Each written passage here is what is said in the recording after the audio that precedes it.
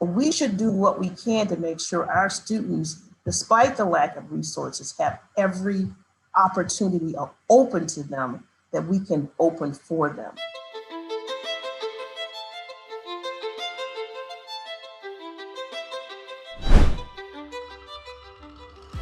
You spent 16 years of your career as an assistant U.S. attorney.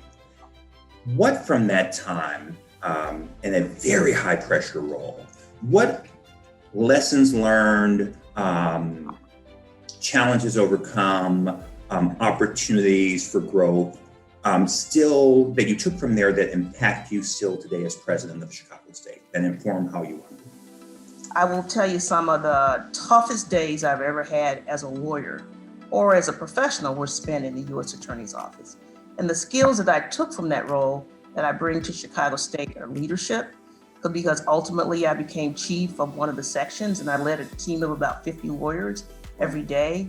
The diligence, the drive for perfection, because the mantra is justice and there's no room for mistakes, honesty, integrity.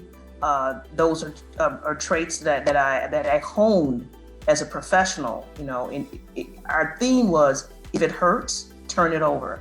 People say that sometimes they're in the conversations with me, they feel like they're moving through a direct examination. So people know when they come to talk to me that they need to be prepared, because I'm going to ask a lot of questions, and that comes from that training and time as an assistant U.S. attorney. I have been told, tell me if it's correct, that you and your sister were two of the first students to integrate your elementary school. What? That is true. What was that experience like, and what have been the lasting impacts? First of all, that I was indeed, along with my 10-year-old sister, the first to integrate one of the grammar schools in our town of Shreveport, Louisiana.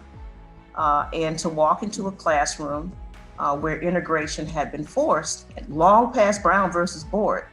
The Caddo Parish, Louisiana, was illegally segregating, but legally on their books.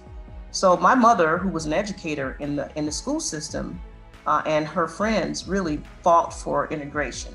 I walked into that fourth grade classroom and I was the only one. And the teacher was not prepared for me and did not want to see me in the classroom. So the teacher, unfortunately, set the tone for how the children would treat me. It was a very isolating experience, not only in the classroom, but also on the playground where most friendships take place. And what it taught me was resilience. My mother was committed to my education. She knew that I would get a better education in the separate but with the separate but unequal school system in Louisiana. So I was focused on learning and taking in as much learning as I could. Speaking of your mom, in what ways, if someone were to meet you, in what ways would they be able to see that you are very much your mother's child? First of all, I have a lot of her mannerisms and we look very similar.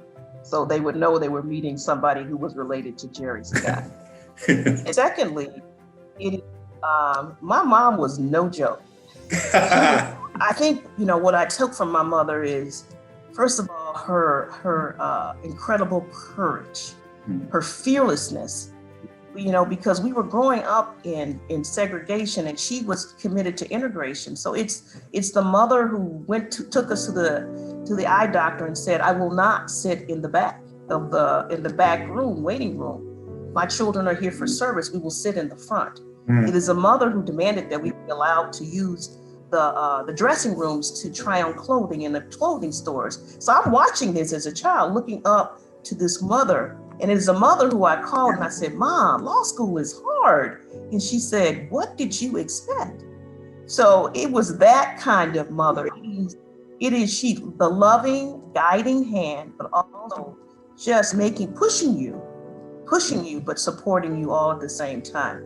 So I think I took those traits from my mother. It is the love for people, the love for community, but also just the strength and courage it takes to move forward. I think she willed that to me. Why are you such a vocal, active, ardent, uncompromising champion of education, equity, access, and opportunity? It first starts with my background. As I said, my mother was a teacher. Her family, I grew up in a family of aunts and uncles who were educated, including my father, who started his career as a high school math teacher. And it was they had two loves. They loved community and loved youth. Father was a Boy Scout leader. My mother was my Sunday school teacher. It is this love for community and love for youth and equality. She was a Black woman who had 3 college degrees. And so that's what you know about the value of education. She graduated from college early so that her brothers and sisters would have an opportunity to go behind her. So, I am just, focused on making sure that our students have every opportunity that would be available to any student at any college. So that's why I spend my time trying to make sure that, the majority of our students come from low income areas. And sometimes when that is how you present yourself, that's where you find yourself, you don't have the same resources as everyone else. But we should do what we can to make sure our students, despite the lack of resources, have every opportunity open to them that we can open for them. So that's why I'm committed to making sure that equity in a level playing field gets applied to the lives of our students. Final question. What's your favorite quote or saying, and why? Well, my favorite quote is, dream so big that it scares you to say it out loud.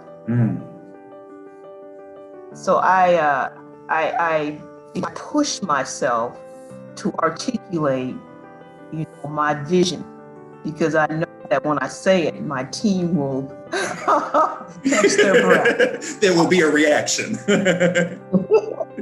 I follow that because, I have, there's enormous potential for Chicago State. And I want all of us to dream beyond measure what can happen and what we can do and what our possibilities are. And so that is how I live my life. Just dream big.